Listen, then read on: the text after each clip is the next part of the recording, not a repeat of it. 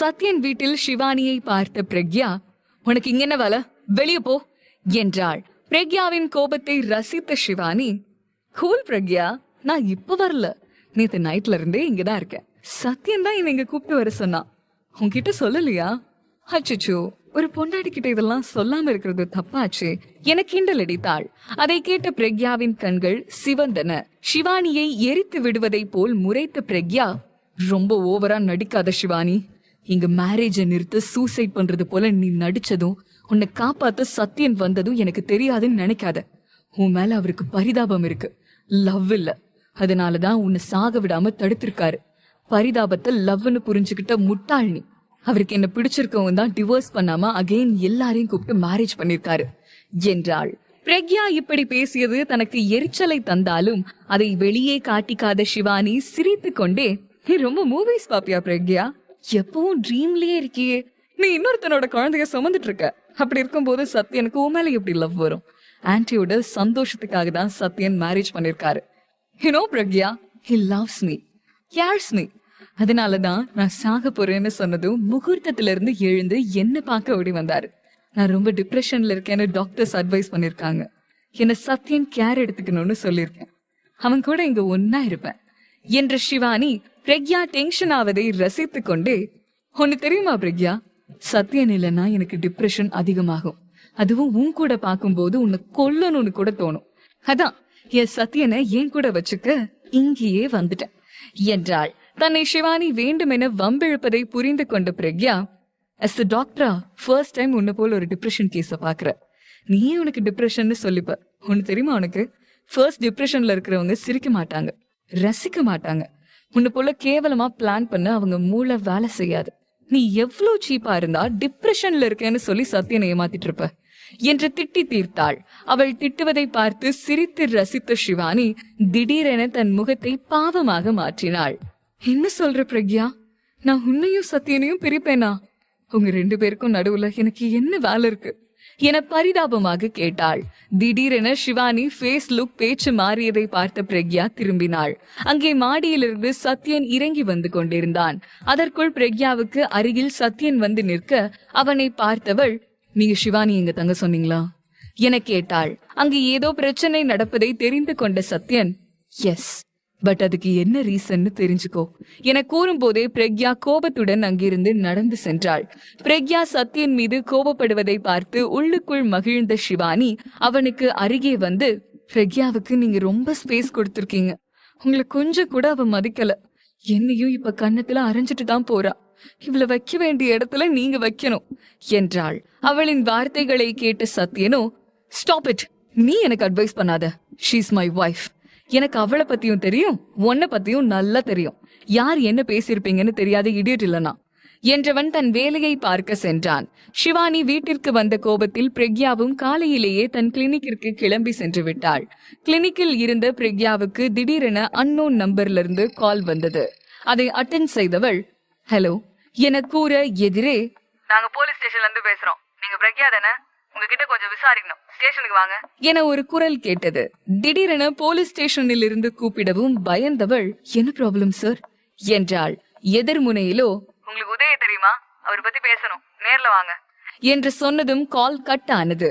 Phone call cut ஆனதும், சிவானி படுத்துற பாடு பத்தாதுன்னு உதய் என்ன புது பிரச்சனை பண்ணிருக்கான் என நினைத்தவள் ஆட்டோ பிடித்து ஸ்டேஷனுக்கு சென்றாள். அங்கே அவளை அழைத்த எஸ்ஐ, நேத்து பார்க்ல உதய் ரத்த காயத்தோட மயங்கி கிடந்தாரு. எங்களுக்கு கால் வந்ததுல அவரை ஹாஸ்பிட்டல்ல அட்மிட் பண்ணிருக்கோம். தலையில பலமா அடிச்சதால அவர் இப்ப மயக்கத்துல இருக்காரு. உதய் கண்டிஷன் மோசமா இருக்கு. விசாரிச்சதுல லாஸ்டா அந்த பார்க்ல நீங்க தான் அவர்கிட்ட பேசிருக்கீங்க. ஒருவேளை உதய் இருந்துட்டா அவங்களை அரெஸ்ட் பண்ண வேண்டியிருக்கும் என்றான். எஸ்ஐ பேசியதை கேட்ட பிரக்யா, அவன் செத்தா என்ன அரெஸ்ட் பண்ணுங்க, வெளியே இருக்கிறதுக்கு உள்ள போறது எவ்வளவோ மேல் என்றாள்.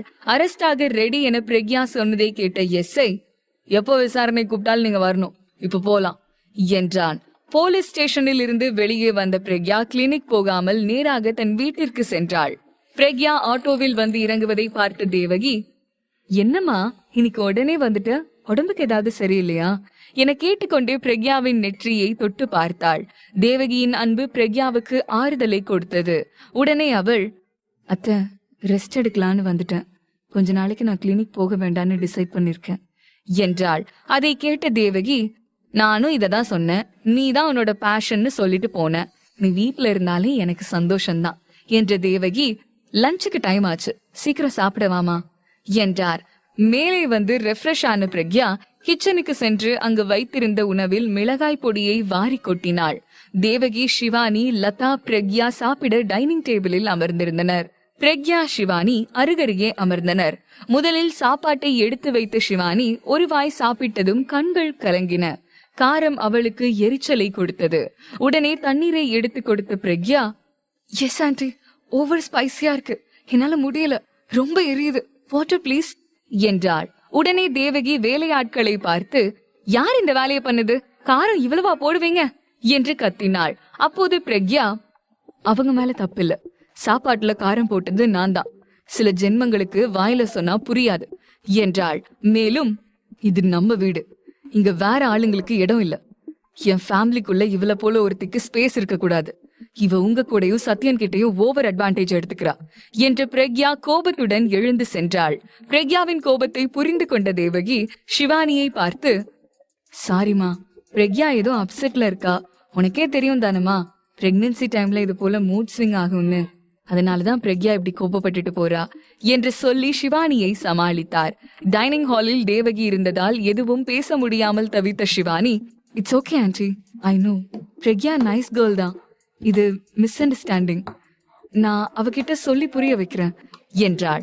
பிரக்யாவுக்காக தேவகி பேசியது சிவானிக்கு இன்னும் எரிச்சலை தந்தது. இருந்தாலும் அதை வெளியே காட்டிக் கொள்ளாமல் அமைதியானாள்.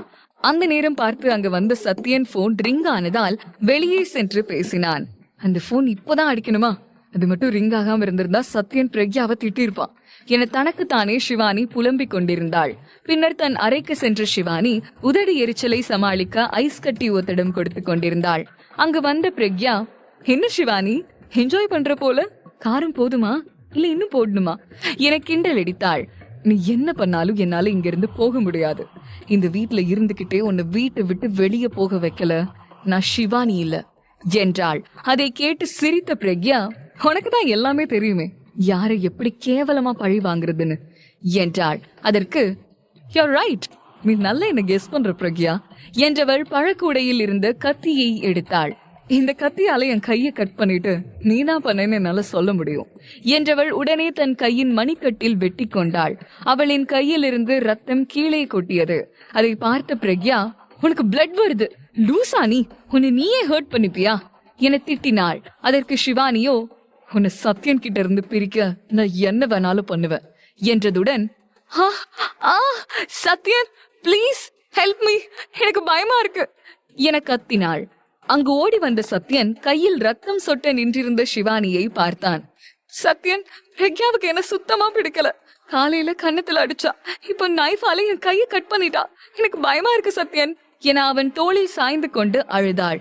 சிவானி கையில் கட்டு போட்டு விட்ட சத்யன் பிரக்யாவை கோபத்துடன் பார்த்து, பிரக்யா, எல்லாமே லிமிட் மீறி போகுது, எதுக்காக அவளை காயப்படுத்துற, உன்கிட்ட எல்லாமே சொல்லிதானே மேரேஜ் பண்ண, நீ பண்ணதுக்கு சிவானி கிட்ட சாரி கேளு என்றான். சிவானிக்காக சத்யன் தன் மீது கோபப்படுவதை ஏற்றுக்கொள்ள முடியாத பிரக்யா, நான் அவ கைய வெட்டல, அவளே பண்ணிக்கிட்டு என்ன பிளேம் பண்றா, நீங்க சொன்னா நான் சாரி கேட்கணும்னு அவசியம் இல்ல என்றாள். உடனே பிரக்யாவின் இரு தோள்பட்டையையும் பிடித்த சத்யன், கொஞ்சமாவது உன்னை ரிலாக்ஸா வச்சுக்க மாட்டியா, அவளுக்கும் எனக்கும் ஒண்ணும் இல்ல, அவளுக்கு ஹெல்த் ப்ராப்ளம், அதனால இங்க இருக்கா, நீதான் அட்ஜஸ்ட் பண்ணணும் என்றான்.